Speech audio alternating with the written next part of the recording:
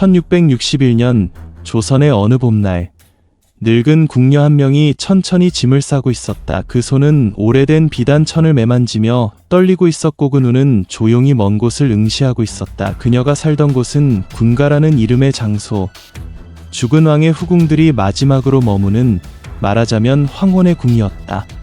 그날 아침 조정에서는 군가를 폐지하라는 명령을 내렸다. 수십 년간 이곳에서 살아온 그녀는 이제 갈 곳이 없다는 사실을 알고 있었다. 죽은 왕을 그리며 살아온 세월은 이제 집도 이름도 없이 끝을 향해 가고 있었다. 누군가는 군가를 사치라고 불렀고 누군가는 시대착오적인 제도라며 없애야 한다고 외쳤지만 이곳은 그녀에게 마지막 남은 세계였다. 그녀의 청춘이 묻혀 있었고 그녀의 외로움도 침묵도 기다림도 모두 이 군가에 스며 있었다. 수십 년 전 그녀는 어린 나이에 궁에 들어와 왕의 눈에 들기 위해 수많은 예절과 교양을 배웠다. 사극 속 화려한 궁녀와는 달리 그녀는 한 번도 왕의 침소에 불리지 못했다. 그럼에도 불구하고 그녀는 후궁의 자격을 유지했고 왕이 세상을 떠난 뒤에도 군가로 보내져 매일같이 죽은 왕의 영정을 향해 절을 올리며 살았다. 기억하는 이도 찾는 이도 없는 삶, 오직 후궁이라는 이름 하나로 버티어온 인생, 이제 조정은 그조차 없애려 한다. 그녀는 비로소 깨닫는다. 자신이 섬겨왔던 그 왕은 죽었고 그 왕과 함께 자신의 존재도 이미 사라졌음을. 여긴 이제 없어지는 곳이야. 옆방의 다른 궁녀가 말한다. 이제 우리는 더는 조선의 여인이 아니야. 말이 끝나기도 전에 눈물이 흘렀다. 서로 붙잡지도 못한 채 그녀들은 짐을 챙기고 조용히 떠나야 했다. 어디로 가는지, 앞으로 무엇을 먹고 살 것인지 그 누구도 묻지 않았다. 그녀들은 조선이 만든 제도의 끝에서 조선으로부터 버림받은 존재가 되었기 때문이다. 이것이 이야기의 시작이다.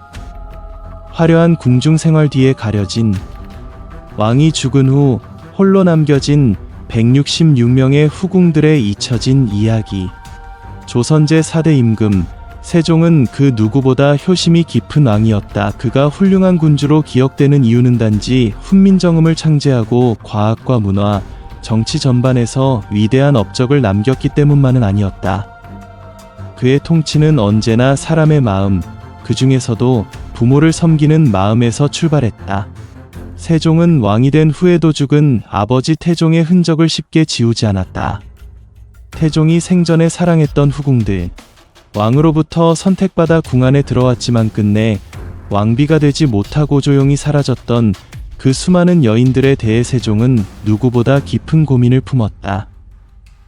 왕이 죽고 나면 그 후궁들은 어디로 가야 하는가? 궁궐은 새로운 왕의 공간이 되니 예전 왕의 여인들이 머물 자리는 사라진다.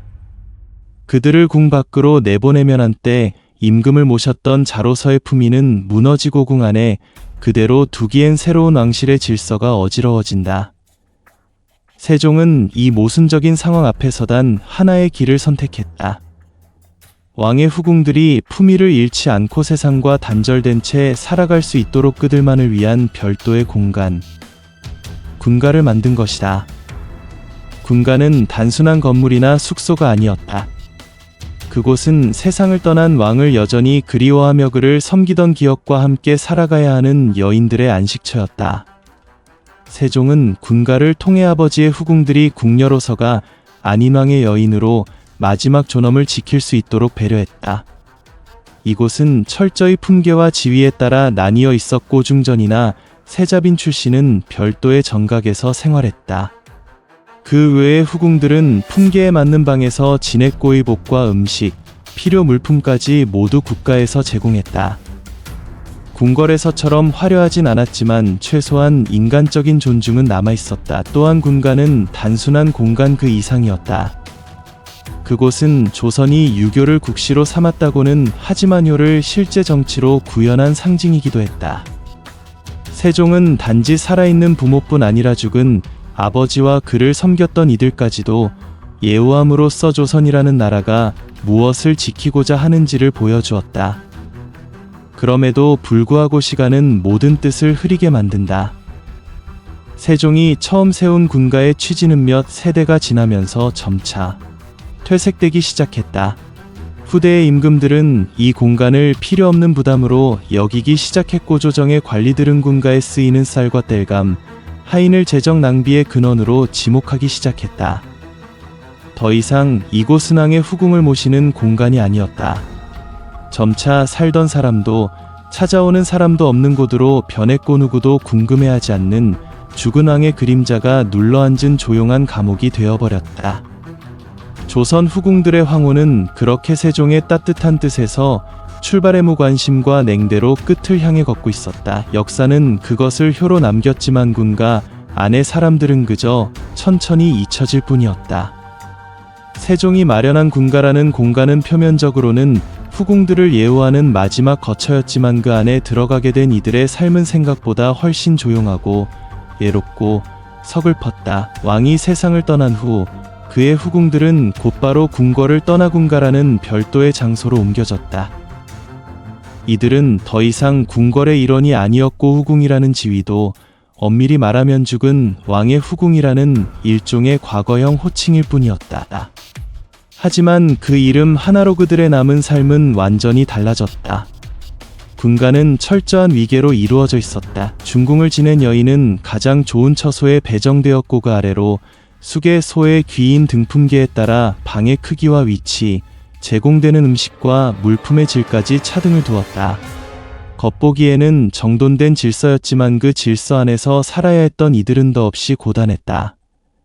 후궁 중 일부는 왕의 자녀, 즉 세자나 군을 낳은 인물이었기에 아들의 보호 아래에 상대적으로 안정된 삶을 누릴 수 있었다. 하지만 대다수의 후궁은왕의 총애를 잠시 받았거나 한 번도 침소에 들지 못한 이들이었고 그들에게 남은 건 오직 죽은 왕의 여인이라는 이름뿐이었다.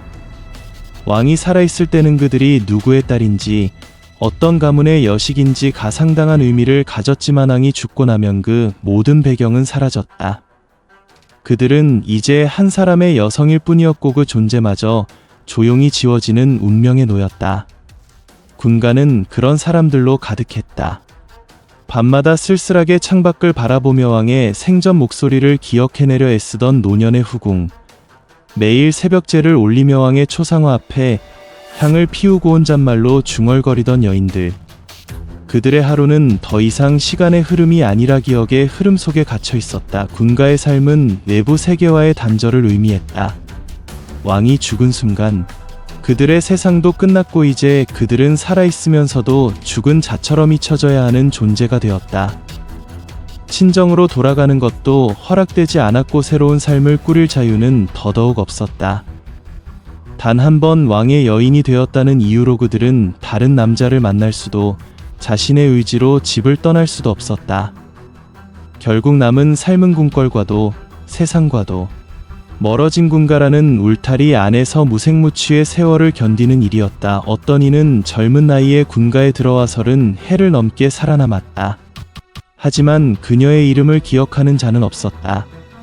왕조의 기록에도 후대의 역사서에도 그녀는 단지 모후궁이라는 말로 한 줄 언급될 뿐이다. 이름이 사라지고 표정이 사라지고 그녀가 걸었던 발걸음조차 기록되지 않은 체그들은 그렇게 조선이라는 거대한 궁이 보이지 않는 벽 안으로 스며들어갔다. 군가는 예우의 공간이었지만 그 예우란 결국 이들을 조용히 감추기 위한 명분이었는지도 모른다. 왕의 여인이라는 이름은 한때는 영광이었지만 죽은 왕과 함께 묻히지 못한 그 이름은 결국 생전의 그림자 속에서 천천히 무너지고 있었던 것이다. 군가가 세워진 지 수십 년이 흘렀다. 그 안의 여인들도 더는 젊지 않았다. 왕이 죽고 세상이 변하고 궁궐 안의 인물들이 바뀌는 동안군가의 문은 굳게 닫혀 있었고 그곳의 시간은 멈춘 듯 조용히 흘렀다. 하루하루가 같은 흐름 속에서 반복되었다. 아침이면 간소한 식사가 도착했고 낮이면 몇 마디 말도 없이 침묵이 흘렀다. 밤이 되면 침전 깊숙한 곳에서 혼잣말 같은 기도가 울렸다. 그들은 더 이상 누군가의 여인이 아니었고 세상과는 단절된 채 왕의 그림자만을 벗삼아 살아가고 있었다. 그 고요함 속에서 후궁들 일부는 어느새 머리를 깎기 시작했다. 비구니가 되기로 한 것이다. 처음엔 몰래 삭발하고 소리 없이 불경을 읊었으며 자그마한 방 안에 불상을 모셔두었다. 하지만 이내 그 움직임은 군가 전역으로 퍼져나갔다. 세월이 흐르면 서자신을 찾는 이하나 없고 기억될 가능성도 사라져가는 삶에서 그들에게 마지막으로 남은 건 신이었다. 왕이 남기지 않은 사랑, 조정이 주지 않은 예우, 세상이 허락하지 않은 존엄을 그들은 부처의 이름 아래에서 되찾으려 했다. 어느새 군가는 후궁들의 작은 사찰처럼 변해갔다. 절이 아닌데 절처럼, 궁이 아닌데 사원처럼 향 냄새가 스며들 고묵주 소리가 새벽을 깨웠다. 이들은 죽은 왕을 위한 제사보다 살아있는 자신을 위한 명상을 택했다. 누구도 이들의 영혼을 위로해주지 않았기에 스스로 구원의 길을 만들어간 것이다. 그중 몇몇 친병을 앓던 후궁들을 돌보는 역할도 했다. 서로를 법명으로 부르기 시작했고 이름 대신 기도문을 기억하며 천천히 그러나 확실하게 군가 안에서 새로운 공동체가 형성되었다. 이 조용한 변화는 결국 조정에까지 전달되었다. 한 성부 관리가 순시 중불상을 목격한 것이 시작이었다. 그는 깜짝 놀라 이 사실을 조정에 보고했고 곧바로 논쟁이 벌어졌다. 조선은 유교의 나라였다.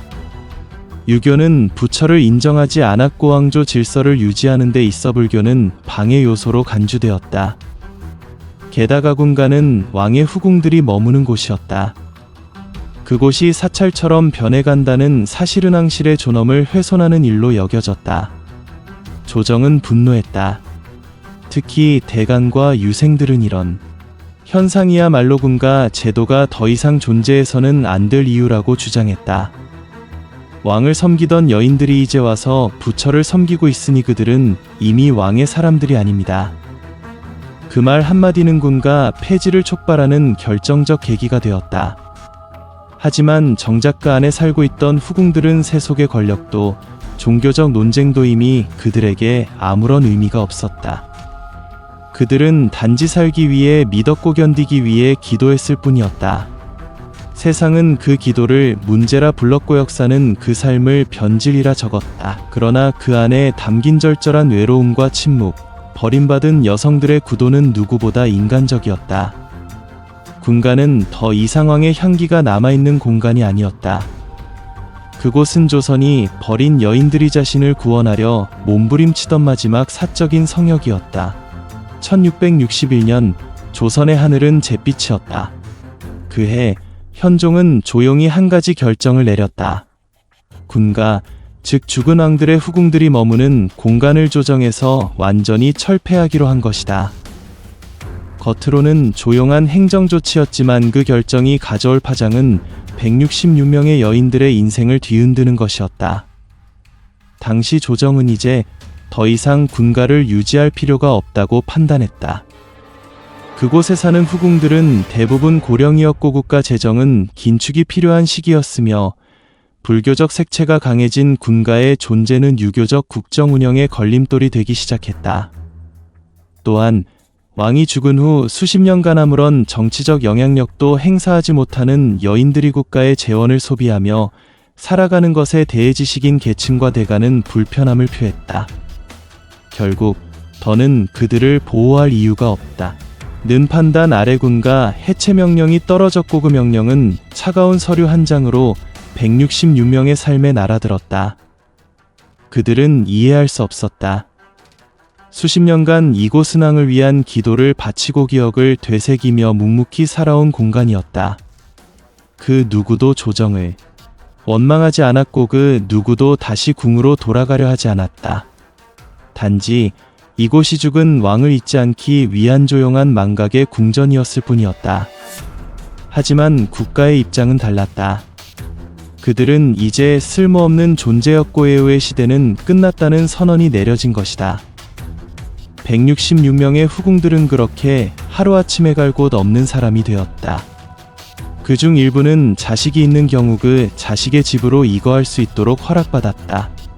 하지만 대부분의 후궁들은 왕과의 사이에 자녀가 없었고 혈육조차 남아있지 않았다. 그들에게 허락된 것은 도성 외곽의 작고 허름한 초가 한 채뿐이었다. 세간살이도 하인도 없이 그들 스스로 삶을 이어가야 했다. 이전까지 국고에서 공급되던 쌀과 약초는 더 이상 도착하지 않았고 겨울을 나기 위한 땔감도 그들의 책임이 되었다. 살던 군가를 떠나는 날 어떤 이는 눈물 한 방울도 흘리지 않았다. 이미 오래전 마음을 비워낸 탓이었다. 하지만 짐을 꾸리며 왕의 초상화를 가슴에 꼭 껴안은 노년의 후궁도 있었고 벽에 적어놓은 불경구절을 마지막까지 지우지 못하고 그 앞에서 몇 번이고 절을 올린 여인도 있었다. 그들의 삶은 궁에서 시작되어 군가에서 끝날 줄 알았다. 그러나 조정은 그 마지막조차 허락하지 않았다. 역사는 말한다. 그해 조선은 군가를 정리했고 후궁들을 분산 배치했다. 하지만 그 정리라는 말 뒤에는 이름을 잃고 주소를 잃고 존엄을 잃은 166개의 인생이 사라진 것이다. 이것이 바로 조선의 정리였다. 말끔하고 행정적인 그러나 냉혹하고 무정한 정리. 그들은 그날 이후 역사서 어디에도 등장하지 않았다. 그 누구도 그들의 삶을 묻지 않았고 그 어떤 무덤에도 군가의 후궁이라는 글권은 남지 않았다. 다만 기록 한 줄 군가 폐지. 후궁 166인 흩어짐. 그것이 조선이 그들에게 남긴 마지막 말이었다. 조선의 기록을 살펴보면 군가에 머물던 166명의 후궁 중단 몇 명만이 이름을 남겼다. 그조차도 오직 왕과의 관계 때문이었다. 그녀들이 어떤 삶을 살았는지 어떤 표정을 짓고 있었는지는 기록된 바 없고 남은 건 오직 품계와 자식 여부뿐이다. 그중 가장 많이 언급되는 인물은 신빈 김씨였다. 그녀는 인조의 후궁으로 무려 5명의 왕자를 낳았다. 그중 셋은 성인이 되기 전에 요절했고 둘은 군호를 받고 성장했지만 정치에 휘말려 비극적인 결말을 맞았다. 신빈 김씨는 자식의 명복을 빌기 위해 밤마다 초를 켜고 기도했단다. 자신이 낳은 자식들이 궁중 암투와 계략 속에서 하나 둘씩 사라지는 모습을 바라봐야 했던 어머니의 심정은 어떠했을까? 왕이 살아있을 때도 그녀는 중전의 자리를 얻지 못했다. 왕의 총애는 받았지만 정비가 되지 못한 탓에 그녀와 자식들은 언제나 어딘가 절반쯤 밀려난 위치에 있었다. 왕이 죽은 후 신빈 김씨는 군가로 옮겨졌다. 그녀는 여전히 왕자의 어머니였지만 그 왕자들은 이미 세상을 떠났거나 조정에서 멀어져 있었기에 그녀를 찾아오는 이는 없었다. 기록에 따르면 신빈 김씨는 군가 안에서 자주 병을 앓았고 그녀를 간호하는 이조차 자주 바뀌었단다. 심지어 그녀의 장래에 또 한 앙실 예우가 안인민간 장래에 가까웠다는 기록이 남아있다. 또 다른 인물로는 숙빈 채씨가 있다. 영조의 어머니로 널리 알려진 그녀는 정작 생전에는 군가에서 많은 차별을 받았다. 궁중 출신이 아니라는 이유로 상류 양반 사회에서 외면받았고 영조가 왕이 된 후에야 비로소 그녀의 위상이 회복되었다. 하지만 그런 경우는 매우 드물다. 왕의 어머니가 되어야만 그녀의 이름이 역사서에 오를 수 있었고 그 외의 대부분 후궁들은 자식이 있어도 기억되지 않았다. 자식이 살아남지 못했건 아정치적으로 의미 없는 존재가 되면 그녀들도 함께 사라졌다.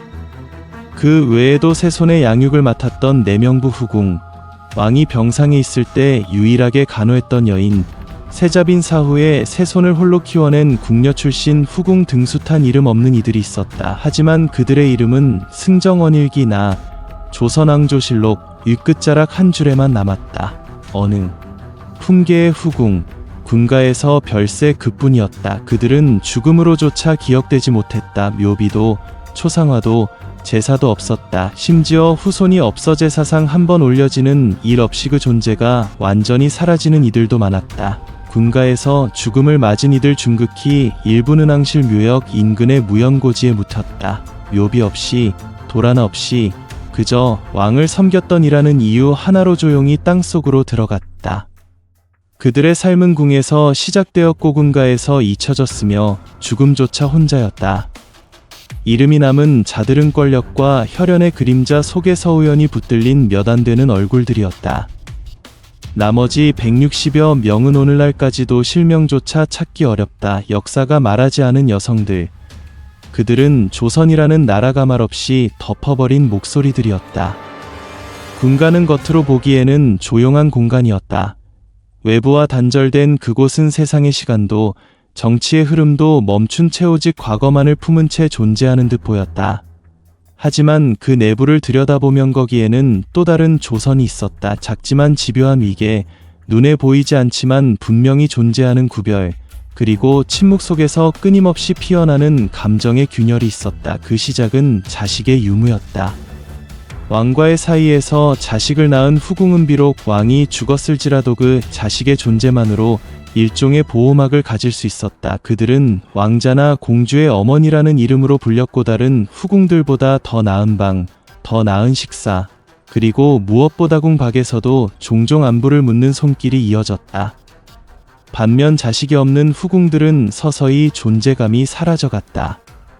그들의 이름은 호출되지 않았고 그들이 머무는 방은 점점 더 안쪽으로 밀려났다. 동행하던 궁녀조차 줄어들었고 때로는 병이 들어도 찾아오는 이 하나 없는 정막 속에서 그저 누워있는 존재가 되었다.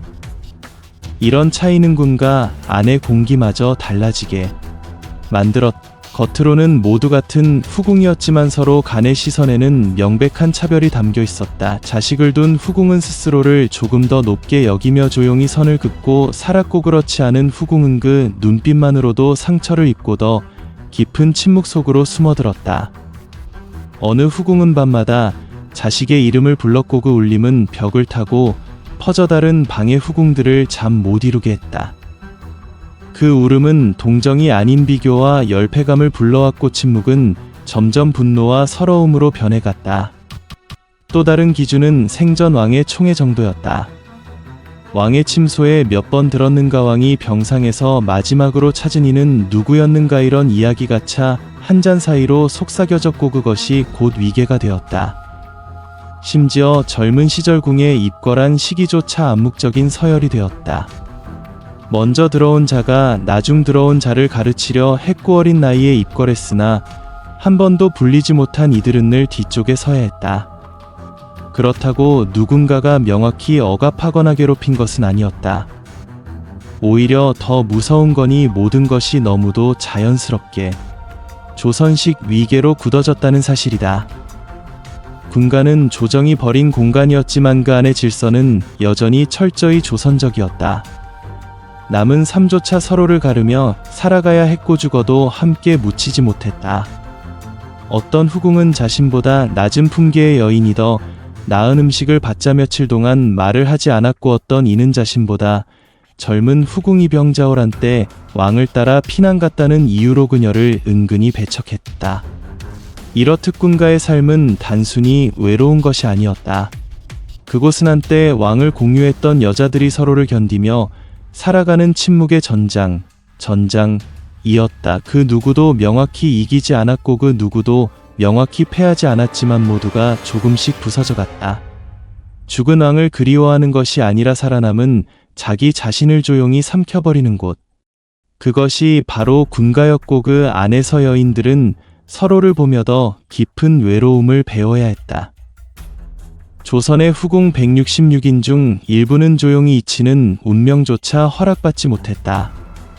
그들의 끝은 죽음으로도 끝나지 않았고 그 이름은 역사의 가장 어두운 그림자 속에 고의적으로 감추어졌다. 왕의 여인이었던 이들이 어떻게 그토록 처참하게 무너질 수 있었는지, 그 배경에는 조선이라는 나라의 뿌리 깊은 두려움과 권력의 본질이 있었다. 왕이 죽고 나면 새로운 권력은 기존의 흔적을 정리하려 한다.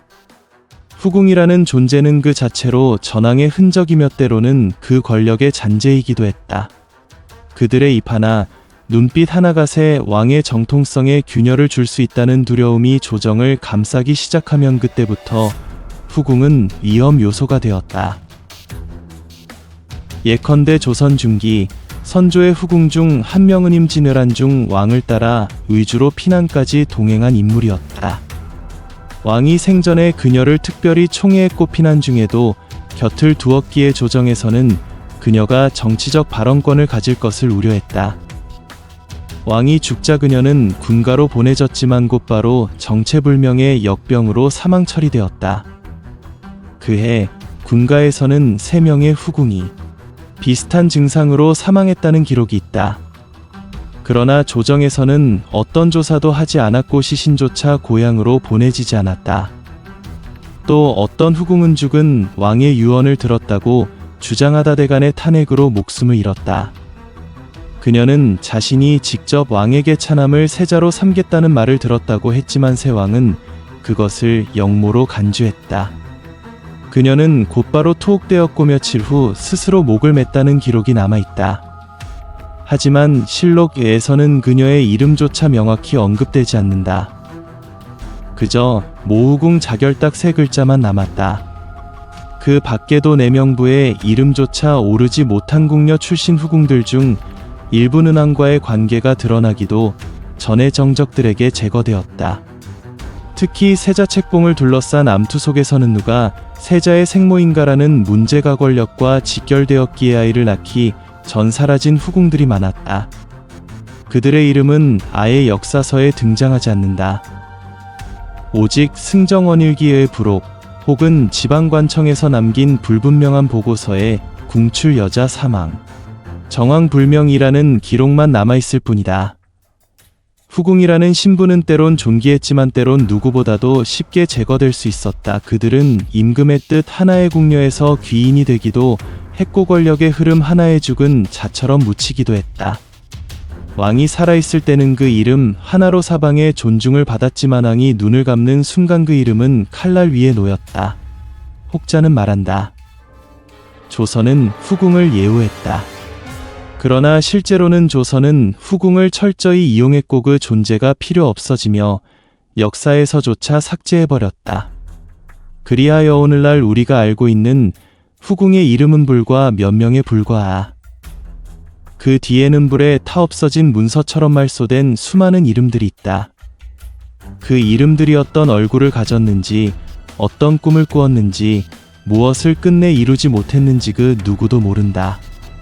단지 확실한 것은 그들 중 일부는 조용히 사라지지 않았고 강제로 혹은 계획적으로 역사 밖으로 추방되었다는 사실이다. 이것이야말로 후궁들이 맞이한 가장 잔혹한 최후였다. 조선의 역사서, 특히 조선왕조실록, 은철저한 사실기록으로 유명하다. 왕의 일거수일투족을 정리하 고대신들의 발언 하나까지 기록하며 조선 500년을 고스란히 남겼다는 찬사를 받는다. 하지만 그런 실록조차 왕의 후궁들에 대해서는 놀라울 정도로 무관심하거나 때로는 의도적으로 왜곡했다. 실록에서 후궁의 이름은 철저히 왕과의 관계를 기준으로 언급된다. 그녀가 어떤 가문 출신인지, 어떤 삶을 살았는지, 무엇을 원하고 무엇을 두려워했는지는 단 한 줄도 기록되지 않는다. 더 큰 문제는 실록 자체가 사후 편찬이라는 점이다. 즉, 후궁이 생전에 어떤 삶을 살았건 그녀의 최후가 얼마나 비극적이었건 간의 조정이 원하는 방식대로 정리된다. 한 예로 어느 후궁은왕의 총애를 받았지만 정비와의 갈등으로 인해궁에서 고립된 삶을 살았다. 죽은 뒤에는 병으로 인한 자연사로 정리되었지만 실제 군가에 남겨진 기록에는 그녀가 6년간 말 한마디 없이 지낸 끝에 숨을 거두었다는 말이 전해진다. 이러한 서술의 선택은 곧 정치적 침묵이다. 정권은 그녀를 기억하지 않기로 했고 실록은 그 결정을 충실히 따른 것이다. 또한 어떤 후궁은 죽은 뒤에 갑자기 덕행이 높았다는 평가와 함께 공적인 재향의 대상이 되었다. 하지만 생전 그녀는 권력 다툼 속에 좌천된 인물이었고 죽은 후에야 새로운 왕이 자신의 정통성을 강화하기 위한 도구로 그녀를 성모의 위치에 올려둔 것이다. 이렇듯 실록은 후궁의 실제 삼보다그 시대 권력자들이 원하는 기억의 형식을 선택했다. 기억되지 말아야 할 인물은 사라졌고 기억되어야 할 인물은 재구성되었다.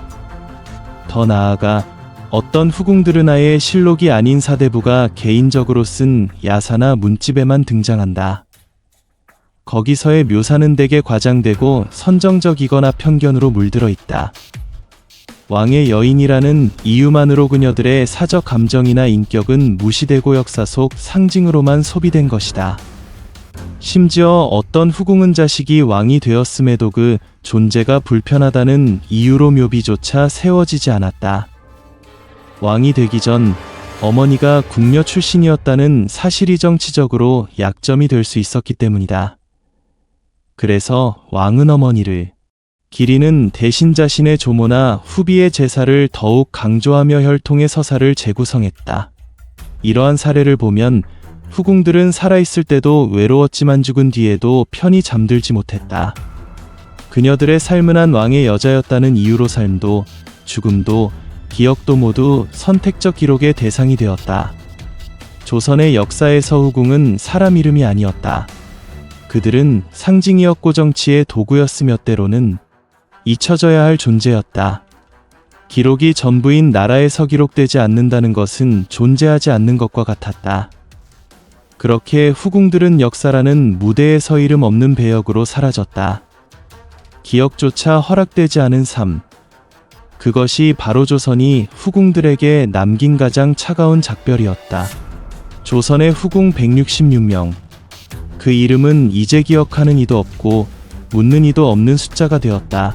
하지만 그 숫자 안에는 한 명 한 명의 얼굴이 있었다. 누군가는 20살도 되기 전에 궁에 들어와 왕의 얼굴도 똑바로 보지 못한 채군가로 보내졌고, 누군가는 왕의 마지막을 지키며 마지막 눈빛을 함께 나눈 이도 있었다. 또 누군가는 아이를 낳고도 그 아이의 죽음을 지켜봐야 했고, 누군가는 아무것도 남기지 못한 채역사의 문턱조차 넘지 못했다. 이들은 단지 왕의 여인이었던 것이 아니다. 그들은 조선이라는 나라의 시스템 안에서 가장 아래에 있었고 가장 위태로운 존재였다. 그 누구도 그들의 선택을 묻지 않았고 그 누구도 그들의 의지를 기록하지 않았다. 그저 왕이 원했기에 선택되었고 왕이 떠났기에 버려졌다. 이것은 단지 조선이라는 시대의 이야기만은 아니다. 기록되지 않는 여성들, 이름보다 기능으로 불렸던 존재들, 그림자 속에서 울음을 삼키던 이들의 삶은 지금 이 순간에도 반복되고 있다. 군가라는 공간은 조선의 권력이 만든 가장 정교한 망각의 구조물이었다. 예우라는 이름 아래 그들은 감추어졌고, 전통이라는 명분으로 그들의 침묵은 정당화되었다. 하지만 오늘 우리는 그 이름들을 다시 불러야 한다. 비록 그들의 실명을 다 알지 못하더라도 그들의 존재를, 그들의 삶을, 그들의 아픔을 기억하려는 노력 자체가 역사에 대한 예의다. 왕의 여인이었다는 이유로 삶의 마지막조차 선택하지 못한 이들, 군가에서 늙어가며 스스로에게조차 침묵해야 했던 여인들, 죽은 왕을 위해 살아야 했지만 산 자신을 위한 삶은 없었던 존재들, 그들의 침묵은 죄가 아니었고 그들의 고요는 무가치하지 않았다. 오히려 그 오랜 고요 속에는 말하지 못한 이야기, 전하지 못한 진심, 그리고 꺾이지 않았던 인간의 존엄이 남아 있었다. 우리가 그들의 이름을 몰라도 괜찮다. 하지만 그들이 존재했다는 사실만큼은 기억해야 한다. 그것이 우리가 역사를 공부하는 이유이고, 그것이 우리가 인간을 이해하는 첫걸음이다. 166명의 후궁. 그들은 단지 숫자가 아니다. 그들은 모두 한 시대를 살았던 사람이었다. 지금 우리가 할 수 있는 가장 작은 예우는 그들을 잊지 않는 것이다.